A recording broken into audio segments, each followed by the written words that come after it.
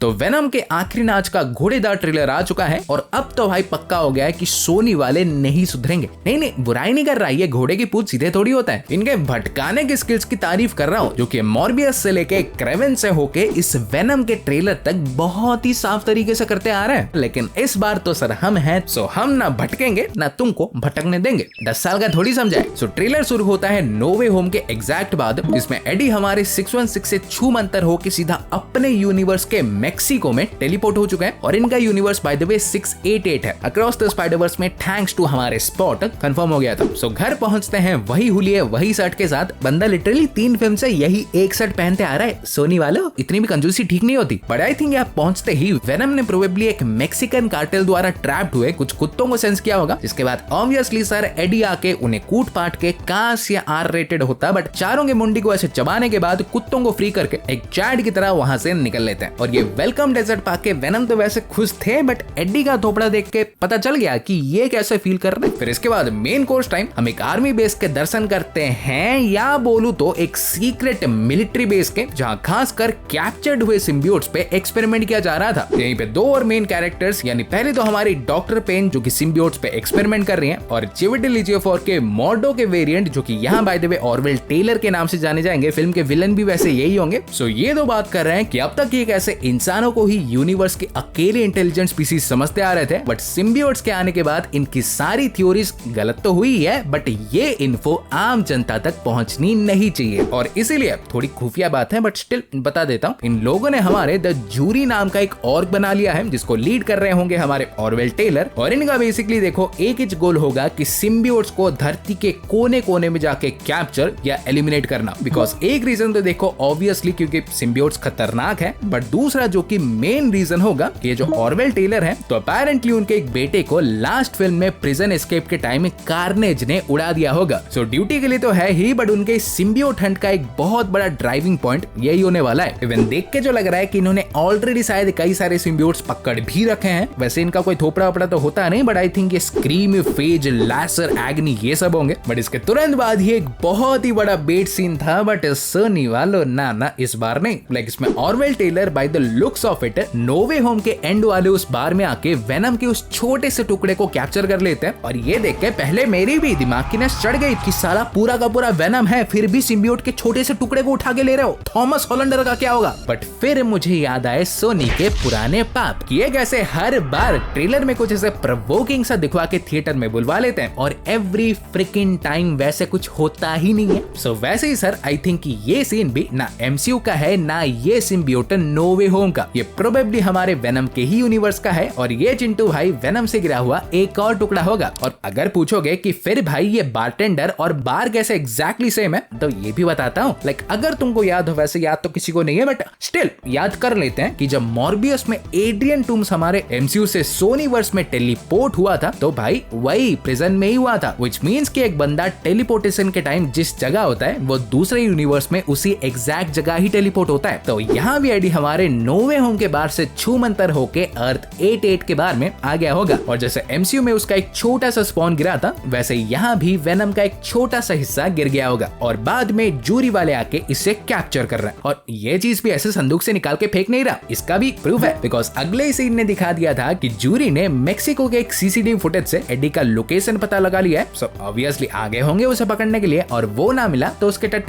उसके टुकड़े को ही पकड़ के ले रहे हैं। मतलब इन शॉट देखो, अपने कच्चे बनियान फाड़ो मत, एमसीयू का सिम्बियोट सुरक्षित है। अगले शॉट में हमारे जूरी वाले फुल एक्शन में दिखते हैं, जब ये एडी को पकड़ने के लिए सीधा पानी में कूद जाते हैं, और फाइट बैक करने से वो वेनम को इलेक्ट्रिक्यूट कर देते हैं। और इसी से ही पता चल जाता है कि ये लोग कोई लल्लू बंजू नहीं है, they know what they are doing. पर यहाँ पे चिंता मत करो, आई स्टिल थिंक ये करंट खा के किसी न किसी तरह से निकल लेंगे। फिर इसी में एक बहुत ही इंटरेस्टिंग शॉट भी था, जिसमें एडी हमारे कैरेवैन में कुछ लोगों के साथ बैठ के कहीं जा रहे थे, जिसमें लोग तो वैसे देखो सारे इंटरेस्टिंग है, बट ये थोपड़ा तुम्हें कहीं ना कहीं थोड़ा सुनेला लग रहा होगा, क्योंकि ये कोई और नहीं टाज़म यूनिवर्स के कर्ट कॉर्नर्स वाले एक्टर ही थे। बट सर इसका मतलब ये नहीं कि टाज़म यूनिवर्स का ही सीन हो। मैंने बोला ना, बहुत सातिर है, क्लासिक सोनी मूव, किसी को भी ले सकते थे, लेकिन इन्हीं को ही लिया ताकि लोग इन्हें देख के समझेंगे अरे कहीं एंड्रू का यूनिवर्स तो नहीं, एंड्रू दिख जाए, अरे घंटा दिखेगा। सो ये बेसिकली उनका 688 वाला वेरिएंट ही होगा। और सिर्फ ये थोड़ी, इस वैन में एक बच्चा भी था, इनफैक्ट पूरी एक फैमिली थी, जिनके थोपड़े भी हमें एक लेट लेटर सीन में देखने मिल गए थे। और टू बी ऑनेस्ट रूमर्स के हिसाब से तो देखो दिल कह रहा है कि और कोई नहीं बल्कि वो र्यूमर्ड वाले 10 साल का पीटर, एंट में और बहन कौन है मुझे नहीं पता, बट वही लोग ही होंगे। बट दिमाग फिर से बोल रहा है कि ये सोनी है, विश्वास मत कर बेटे,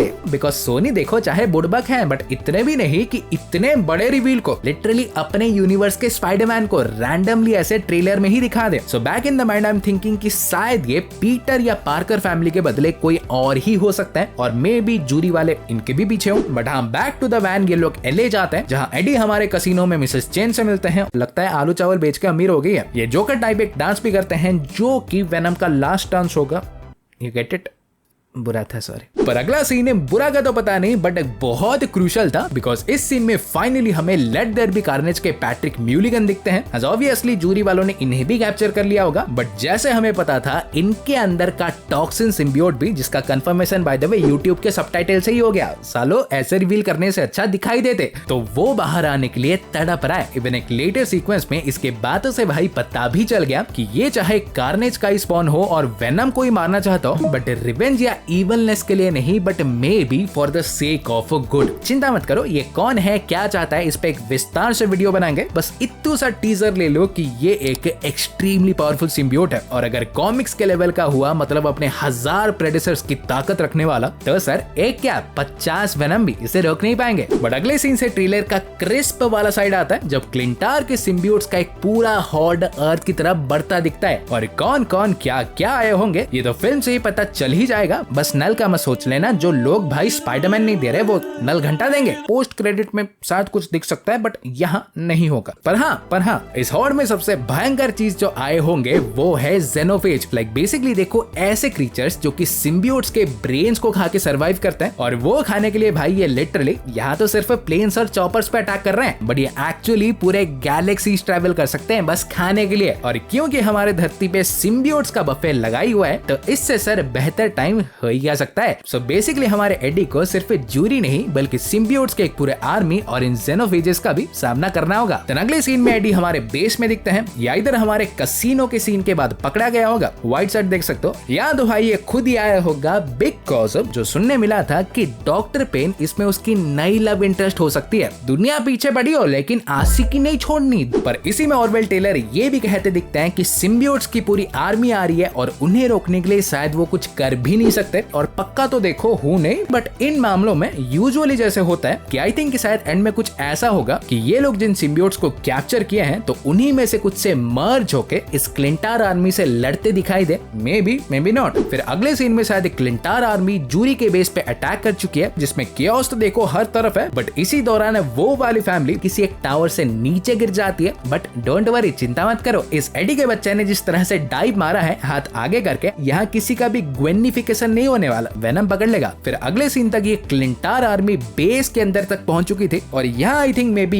यही ही वो ब्रेकआउट सीन होगा जिसमें कुछ बुरे सिम्बियोट्स आजाद हो जाएंगे और जो अच्छे सिम्बियोट्स होंगे वो बॉन्ड होके इंसानों की रक्षा करेंगे। देन फाइनली लास्ट वाला शॉट आई थिंक मेरे लिए भाई बेस्ट सीक्वेंस था। मे बी जल्दी कहीं पहुंचने के लिए या जूरी से भागने के लिए एक घोड़े से बॉन्ड हो जाते हैं, एंड हो सकता है रिसेंट बायसी हो गए, रिसेंट बायसी का 2 दिन हो चुके हैं, बट फॉर मी देखो this is probably the coolest they have done in their freaking whole universe. और शायद ये कॉमिक्स के मार्कस जो कि बेसिकली एक सिम्बायोटिक सेंटोर वॉरियर था उसका एक रेफरेंस हो सकता है। तो हाँ गाइस, ट्रेलर तो देखो इतना ही था, तुम्हारे क्या विचार हैं, थॉट्स डेफिनेटली बताना। वीडियो पसंद आई हो तो प्लीज वीडियो को लाइक कर दो, और अगर ट्रेलर को लेकर तुम्हारी भी ऐसे कोई थ्योरीज हैं या सवाल हैं तो डेफिनेटली कमेंट डाउन। और ऐसे ही रापचिकदार कंटेंट पाते रहने के लिए सब्सक्राइब करना भूलना मत, और मैं तुमसे मिलूंगा एक और वीडियो में। सो गाइस तब तक बाय और टेक केयर।